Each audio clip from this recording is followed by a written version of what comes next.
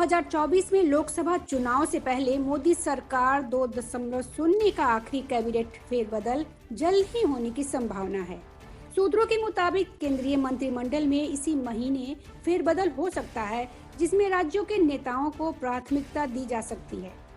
भाजपा छत्तीसगढ़ में इस साल विधानसभा चुनाव और अगले साल लोकसभा चुनाव को देखते हुए जल्दी ही कुछ प्रमुख नेताओं का कद बड़ा करने जा रही है। मोदी मंत्रिमंडल से लेकर संगठन में ऐसे नेताओं को पद दिए जाएंगे जिनको भाजपा यहां प्रमुखता देना चाहती है।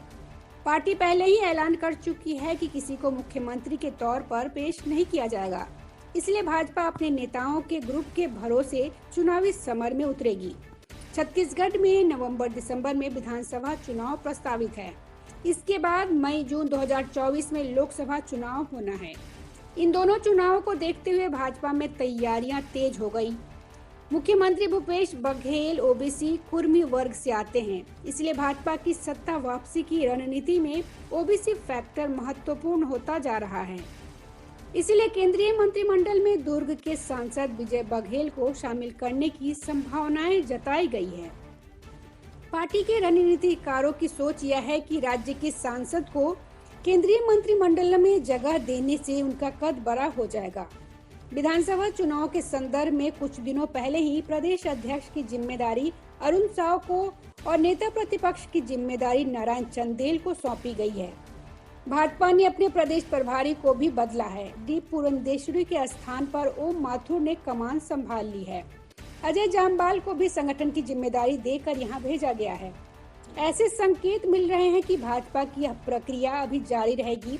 कुछ दिन पहले ही महिला मोर्चा की कार्यकारिणी का स्वरूप सामने आया है। इसमें कुछ नए चेहरे और कुछ पुराने चेहरों का मिश्रण किया गया है। यही फार्मूला आने वाले दिनों में भी नजर आएगा। कहा जा रहा है कि डॉक्टर रमन सिंह और बृजमोहन अग्रवाल जैसे नेताओं को राज्य सरकार के खिलाफ मोर्चे में आगे रखा जाएगा।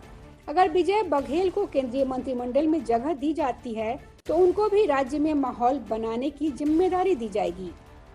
बघेल कुर्मी समाज से हैं तो पार्टी के प्रदेश अध्यक्ष अरुण साव साहू समाज तथा नेता प्रतिपक्ष नारायण चंदेल भी ओबीसी वर्ग से हैं। आने वाले दिनों में इसी वर्ग से और नेताओं को जिम्मेदारियां दी जा सकती है। दरअसल हाल में चेहरे बदलने की कवायद से यह संदेश चला गया था कि पुराने नेताओं को किनारे किया जा रहा है। इसी को दुरुस्त करने के लिए पुराने नेताओं के साथ नई टीम का सामंजस्य बनाया जाएगा ताकि संगठन में कोई असंतोष न रहे। सांसदों में ओबीसी वर्ग के विजय बघेल का नाम सामने आने के कई कारण हैं, जिनमें उनकी मुख्यमंत्री भूपेश बघेल से राजनीतिक प्रतिद्वंदिता का सर्वविदित होना भी है। वे विधानसभा चुनाव में भूपेश बघेल को हरा भी चुके हैं। पिछले लोकसभा चुनाव में रिकॉर्ड 3 लाख से अधिक मतों के अंतर से जीते भी हैं। Bureau report, public news.